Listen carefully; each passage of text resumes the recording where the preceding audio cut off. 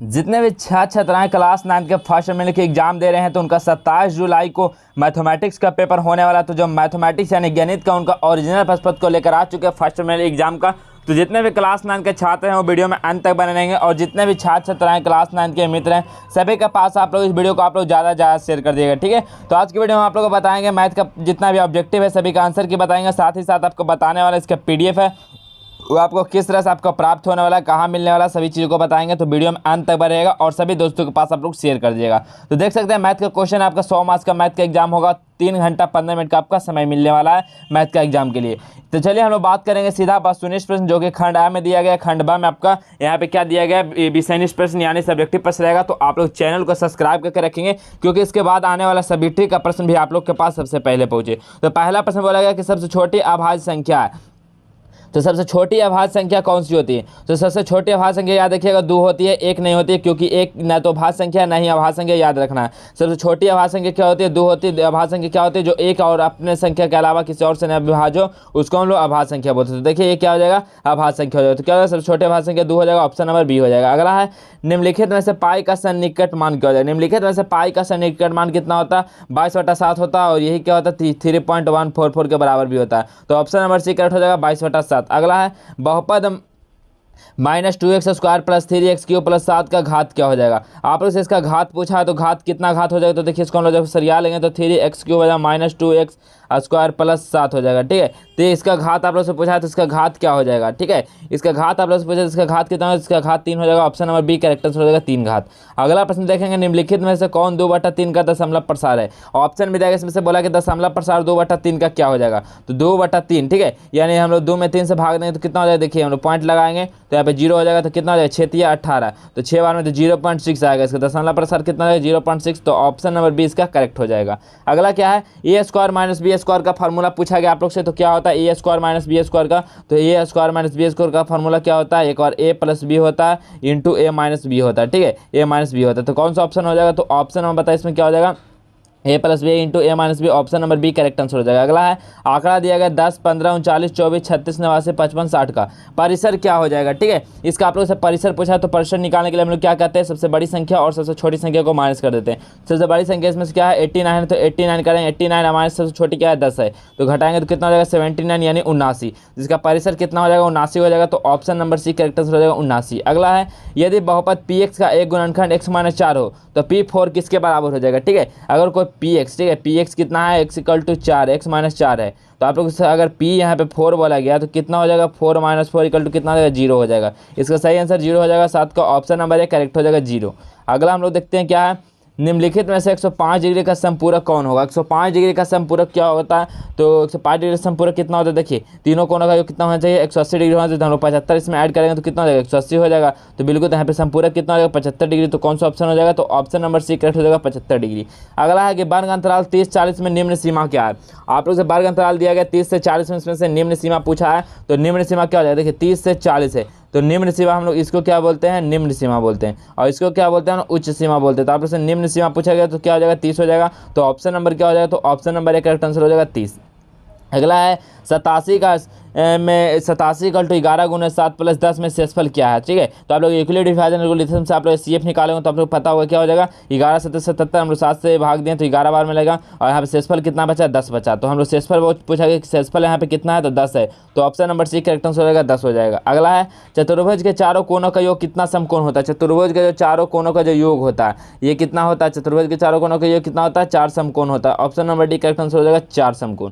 अगला हम लोग प्रश्न देखेंगे क्या है, किसी वर्ग का 1/2 उच्च सीमा प्लस निम्न सीमा उस वर्ग का क्या कहलाता है, ठीक है। किसी वर्ग का 1/2 उच्च सीमा प्लस निम्न सीमा उस वर्ग का क्या कहलाता? तो 12 का सही आंसर क्या हो जाएगा? तो वर्ग चिन्ह कहला जाता है। क्या कहलाता है? वर्ग चिन्ह। ऑप्शन नंबर बी करेक्ट हो जाएगा। अगला हम लोग देखते हैं 0 से 20, 20 से 40, 40 से 60 कैसा वर्ग अंतराल है? आप लोग से पूछा गया 0 से 20, 20 से 40, 40 से 60 कैसा वर्ग अंतराल है? तो ये क्या है? देखिए लगातार है तो ये क्या है? अतिव्यापी वर्ग अंतराल है। तो ऑप्शन नंबर ए करेक्ट हो जाएगा अतिव्यापी। अगला हम लोग देखते हैं क्या है, निम्नलिखित में से कौन द्विघात बहुपद का व्यापक रूप है। ठीक है, निम्नलिखित में से कौन द्विघात बहुपद का व्यापक रूप बोला गया तो क्या हो जाएगा, a x square plus b x plus c हो जाएगा। ऑप्शन नंबर बी क्या है, ये व्यापक रूप है, तो option number B correct answer हो जाएगा, a x square plus b x plus c हो जाएगा। अगला है निम्नलिखित व्यंजकों में कौन बहुपद नहीं है। निम्नलिखित व्यंजक में कौन है जो बहुपद नहीं है, तो बहुपद इसमें से कौन है, तो देखिए ये क्या है, रैखिक बहुपद है, ये भी बहुपद है, ये भी बहुपद, लेकिन ये क्या है, जेड प्लस 4/z क्या है, ये बहुपद नहीं है। तो ऑप्शन नंबर क्या हो जाएगा, तो ऑप्शन नंबर डी सही हो जाएगा। कौन सा बहुपद नहीं है, तो ऑप्शन नंबर डी करेक्ट हो जाएगा।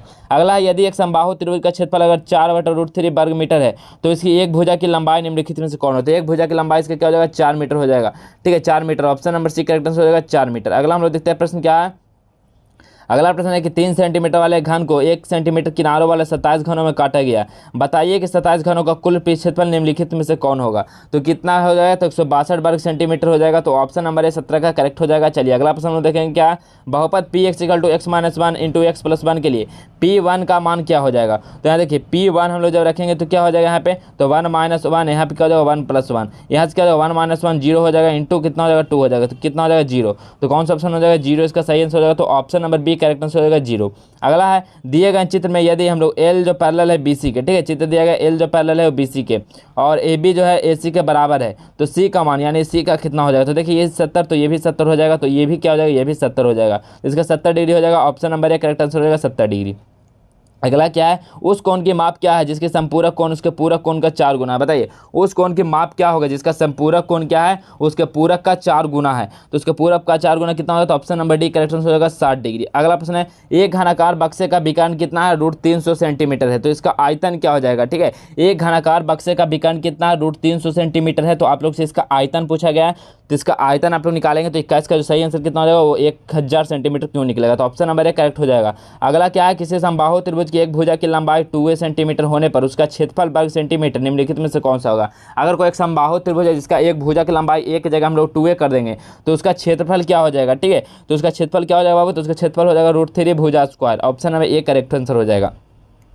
अगला क्वेश्चन बोला गया कि यदि P by equal two by Q minus 2 तथा क्यू बाई इक्वल टू क्या है, बाई क्यू प्लस 2 है, तो P Y plus Q Y का मान क्या हो जाएगा। तो पी वाई यहाँ पे कितना है, तो बाई क्यू माइनस 2 है और जोड़ेंगे हम लोग इसको क्यू बाई को, तो बाई क्यू प्लस 2। अब यहाँ से हम लोग क्या हो जाएगा, देखिए 2 से 2 कैंसिल आउट, तो बाई बाई कितना हो जाएगा 2 बाई क्यू हो जाएगा। यहाँ से 2 बाई क्यू कौन सा ऑप्शन होगा, तो option number B correct answer हो जाएगा 2 बाई क्यू। अगला है समांतर चतुर्भुज के लिए निम्नांकित में से कौन सत्य है। समांतर चतुर्भुज के लिए निम्नलिखित में से कौन सा सत्य हो, कौन असत्य है। तो देखिए ये कौन सा असत्य हो जाएगा, तो देखिए सम्मुख भुजाओं का जो एक युग्म समांतर और समान लंबाई का होता है ये बिल्कुल असत्य है। Option number A correct answer हो जाएगा। अगला है यदि त्रिभुज एबीसी में BC equal to A, CB equal to B और एबी इक्वल टू सी है तो त्रिभुज एबीसी के अर्थपरिमिति, तो अर्थपरिमिति क्या हो जाएगा, तो a plus b plus c by 2 हो जाएगा। Option number B correct answer हो जाएगा, a plus b plus c by 2 हो जाएगा। अगला है समांतर चतुर्भुज के सम्मुख कोण होते हैं। समांतर चतुर्भुज के सम्मुख कोण क्या होते हैं, तो याद रखना समांतर चतुर्भुज के सम्मुख कोण क्या होते हैं, वो बराबर होते हैं हमेशा। तो option number C correct answer हो जाएगा बराबर। अगला प्रश्न बोला गया कि संग्रहित आंकड़ों में से किसी पद की पुनरावृत्ति की संख्या उस पद की क्या कहलाती है। तो उस पद की क्या कहला जाती है, तो उस पद की बारंबारता कहला जाती है। Option number A correct answer हो जाएगा। अगला है यदि 3, 7, x और 15 का माध्य 25 है तो x किसके बराबर होगा। तो देखिए माध्य 25 है और सभी का तो कितना है 3 + 7 + x प्लस कितना है 15 है और कितना संख्या है 4 संख्या, जब इसको हम लोग गुना कराएंगे तो कितना हो जाएगा 25 चौका 100 और इधर कितना हो जाएगा, देखिए 7 3 10 और 15 कितना हो जाएगा 25 + x। अब देखिए हम लोग इसको इधर ले जाएंगे तो कितना हो जाएगा 100 में से 25 जाएगा तो 75 = x। तो x का वैल्यू पूछा था कितना हो जाएगा 75 हो जाएगा इसका सही आंसर। तो कौन सा ऑप्शन हो जाएगा, तो option number C correct answer हो जाएगा 75। अगला है घनाव में कुल कितने किनारा होते हैं। देखिए आप लोग जब घनाव बनाएंगे, ठीक है, घनाव जब बनाएंगे आप लोग तो घनाव में कितने किनारा होते हैं, तो देखिए 1 2 3 4 और इसके पीछे 1 2 3 4 और ये देखिए 4 आप लोग को दिख रहा होगा तो कितना हो जाएगा 12 किनारा। तो option number C correct answer हो जाएगा 12। चलिए अगला प्रश्न हम देखेंगे निम्नलिखित में से कौन बहुपद मानक रूप है। बताइए निम्नलिखित में से कौन है जो बहुपद का मानक रूप है, तो कौन सा इसमें हो जाएगा, तो देखिए x² x और कांस्टेंट, तो ये बिल्कुल सही रूप है बहुपद का। तो option number D correct answer हो जाएगा। अगला देखते हैं कि दो भिन्न बिंदुओं से कितनी रेखाएं गुजर सकती है। ठीक है, दो अलग अलग बिंदु से हम लोग कितनी रेखा को गुजार सकते हैं। ठीक है, कितनी रेखा को हम लोग गुजार सकते हैं दो अलग अलग बिंदु को, तो याद रखिएगा कितनी रेखा को हम लोग अलग अलग बिंदु से गुजारेंगे तो कितनी रेखा गुजर सकती है, तो 2 रेखा। Option number B correct answer हो जाएगा 2 रेखा। अगला प्रश्न क्या है, एक बिंदु का एक भुज ऋणात्मक है, यह बिंदु कहाँ अवस्थित होगा। यदि एक बिंदु का जब भुज ऋणात्मक है तो ये बिंदु कहाँ अवस्थित होगा, ठीक है, ये कहाँ अवस्थित होगा, तो 32 का आप लोग कमेंट करेंगे क्या हो जाएगा सही आंसर, तो 32 का हो जाएगा बाई एच के बाएं हो जाएगा, बाई एच के बाएं हो जाएगा, ठीक है। तो option number B correct answer हो जाएगा। अगला है निम्नलिखित में से कौन सा सूत्र त्रिभुज के क्षेत्रफल का निरूपण करता है। बताइए निम्नलिखित में से कौन सा सूत्र होता है जो त्रिभुज के क्षेत्रफल को निरूपण करता है, तो कौन करता है, तो option number D √s - s a - sb - sc, ये ऑप्शन नंबर डी जिसको हम लोग क्या बोलते हैं, हीरोन का सूत्र भी बोलते हैं। तो option number D correct answer हो जाएगा। चलिए अगला प्रश्न हम लोग देखें क्या है, निम्नलिखित में से कौन अपरिमेय संख्या है, तो बताइए इसमें से कौन सा अपरिमेय संख्या है, तो जो रूट से बाहर नहीं आएगा वो अपरिमेय संख्या। देखिए 100 किसका बना होता है, 10 का, और 4 कितना 2 का, तो ये परिमेय संख्या हो जाएगा। 36 किसका होता है, 6 का, 49 7 का, तो ये भी परिमेय संख्या हो जाएगा। 1/25 25 किसका होता है, 5 का, तो ये भी परिमेय हो जाएगा। तो कौन सा अपरिमेय हो जाएगा, तो ऑप्शन नंबर डी हो जाएगा √1/20 क्या है, अपरिमेय संख्या। अगला है बहुपद 3/q - 13/² + 7/5 में बाई स्क्वायर का गुणांक क्या है। तो आप लोग से यहाँ से बाई स्क्वायर का गुणांक बोला है, तो बाई स्क्वायर ये है, तो बाई स्क्वायर का गुणांक क्या हो जाएगा, तो यहाँ देखिए -13 है, तो -13 से सही हो जाएगा, ऑप्शन नंबर बी हो जाएगा। अगला है बहुपद pz दिया गया है कि z के पावर 4 इंटू z² - 3 का घात क्या हो जाएगा, तो इसको पहले हम लोग अंदर गुना कराते हैं। तो देखिए अंदर गुना कितना हो जाएगा, z के पावर दोनों जुड़ जाएगा, तो 4 और 2 6 हो जाएगा, और -3 z के पावर 4 हो जाएगा। अब आप लोग से पूछा कि घात क्या हो जाएगा, तो घात कितना, z के 6 घात है तो 6 हो जाएगा। इसका सही आंसर कितना हो जाएगा, ऑप्शन नंबर डी हो जाएगा। चलिए अगला प्रश्न हम लोग चलेंगे क्या है, बाई के निर्देशांक को क्या कहा जाता है। बताइए बाई के निर्देशांक को क्या कहा जाता है, तो बताइए डियर बाई के निर्देशांक को क्या बोला जाता है, तो बाई के निर्देशांक को याद रखिएगा कोटि बोला जाता है, और एक्स के निर्देशांक को भुज बोला जाता है। इसमें पूछा गया कि बहुपद इतना में अचर कौन सा पद है, तो अचर कौन है, तो देखिए जिसके साथ एक्स नहीं हो वही अचर है, तो क्या हो जाएगा -7/8 इसका सही आंसर हो जाएगा, ठीक है, option number C correct answer हो जाएगा, अचर है। अगला है एक बिंदु के निर्देशांक कितना -1, -3 है, तो यह किस चतुर्थांश में है, तो कौन सा चतुर्थांश में हो जाएगा, तो इसका सही आंसर कितना हो जाएगा, तो तृतीय चतुर्थांश, ऑप्शन नंबर क्या हो जाएगा, ऑप्शन नंबर सी बिल्कुल करेक्ट आंसर हो जाएगा, तृतीय चतुर्थांश क्या हो जाएगा, तृतीय चतुर्थांश, ऑप्शन सी करेक्ट हो जाएगा। अगला है कि दो आसन कोण रैखिक युग्म होते हैं यदि और केवल होंगे तो क्या होंगे, तो दो आसन रैखिक युग्म कहलाएंगे, तो क्या हो जाएगा 40 का सही आंसर क्या हो जाएगा, तो ऑप्शन नंबर बी संपूरक कोण हो जाएगा, ठीक है। अगला है प्रथम पाद में किसी बिंदु से भुज का चिन्ह क्या होता है, तो प्रथम पाद से किसी बिंदु का भुज का चिन्ह हमेशा क्या होता है, धनात्मक होता है, ऑप्शन नंबर ए करेक्ट हो जाएगा, धनात्मक। अगला दिया गया बगल के चित्र में एक्स किसके बराबर होगा, तो एक्स का वैल्यू 18 डिग्री के बराबर होगा, याद रखिएगा। अगला प्रश्न है √5 और √7 के बीच एक अपरिमेय संख्या है, तो कैसी अपरिमेय संख्या है, तो इसमें से कोई ऑप्शन में नहीं है, तो ऑप्शन नंबर डी हो जाएगा, ठीक है। तो देखिए यहाँ पे 43 प्रश्नों का ऑब्जेक्टिव का आप लोगों का आंसर 9वीं कक्षा का गणित का कराया गया, बिल्कुल ओरिजिनल प्रश्न पत्र है आपका हूबहू। कल का एग्जाम यानी 27 जुलाई को यही प्रश्न देखने को मिलेगा, ठीक है। अब हमारा बात बताते हैं कि आपको इसको डाउनलोड किस तरह से करना है, किस तरह से आपको पीडीएफ मिलने वाला। तो पीडीएफ के लिए आप लोग को क्या करना है, तो आप लोग इसके डिस्क्रिप्शन में एक व्हाट्सएप ग्रुप, ठीक है, व्हाट्सएप ग्रुप और एक क्या मिलेगा, टेलीग्राम ग्रुप, ठीक है, टेलीग्राम ग्रुप का लिंक आप लोग दोनों लिंक में से किसी एक पे आप लोग ज्वाइन हो सकते हैं। आप लोग वहाँ से ज्वाइन होंगे, वहाँ पे आप लोग जो इसका पीडीएफ है आपको एग्जाम से पहले वहाँ पे प्रोवाइड कर दिया जाएगा, तो आप लोग बिल्कुल टेंशन नहीं लेंगे। और इसका आप लोग आंसर की चाहिए और अभी पीडीएफ डाउनलोड करना, तो आप लोग गूगल पर सर्च करेंगे जस्टोर एजुकेशन सर्च करने के बाद क्लास 9 वाले सेक्शन में जाएंगे और जो सब्जेक्ट का आप खोज रहे हैं उसमें जाएंगे, तो वहाँ पर आप लोग इसका आंसर भी प्रोवाइड आपको किया गया, तो आप लोग वहाँ से आंसर को भी देख पाएंगे। तो फटाफट जाइए सभी चीज़ों को आप लोग वहाँ से डाउनलोड कीजिए, और जितने भी क्लास 9 के छात्र हैं सभी के पास आप लोग इस वीडियो को ज़्यादा से ज़्यादा शेयर करिए, ताकि सभी बच्चे के पास जो क्लास 9 का मैथ का ओरिजिनल प्रश्न पत्र है वो पहुंच सके, ठीक है। तो चलिए आप लोग वीडियो अच्छा लगा तो वीडियो को लाइक कर जाएगा, चैनल को सब्सक्राइब नहीं किया तो बस सब्सक्राइब कर लीजिएगा। चलिए हम मिलेंगे नेक्स्ट वीडियो में, तब तक के लिए इतना ही। जय हिंद, वंदे मातरम।